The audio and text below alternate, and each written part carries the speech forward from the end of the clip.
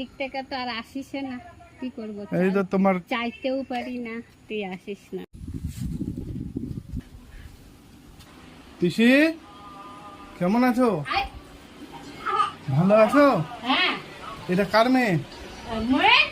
ও, তোমার কাছেই থাকে? গ্যাস তো আছে। ও, গ্যাসটা পয়সার জন্য ভরাতে পারছো না? না, তোমাকে ওই তেলের বোতল কিনে দিয়েছিলাম, মুড়ি কিনে দিয়েছিলাম, ওগুলা শেষ। তো বেশ বেশ, আজকে চলে আসলাম।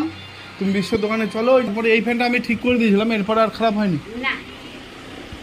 কি কি নাই? তেল লাগবে, মুড়ি লাগবে, সরষার তেল লাগবে, আর তরি তরকারি বাজার লাগবে, তাই না? পয়সা কত লাগবে তোমার এখন? তোমার কাছে এই মুহূর্তে 5 পয়সা নাই।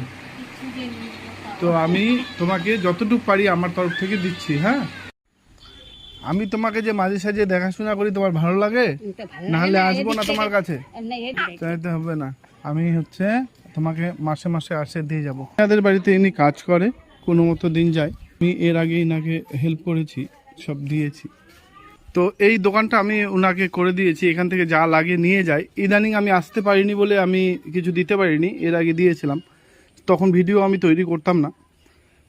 তো বিশ্ব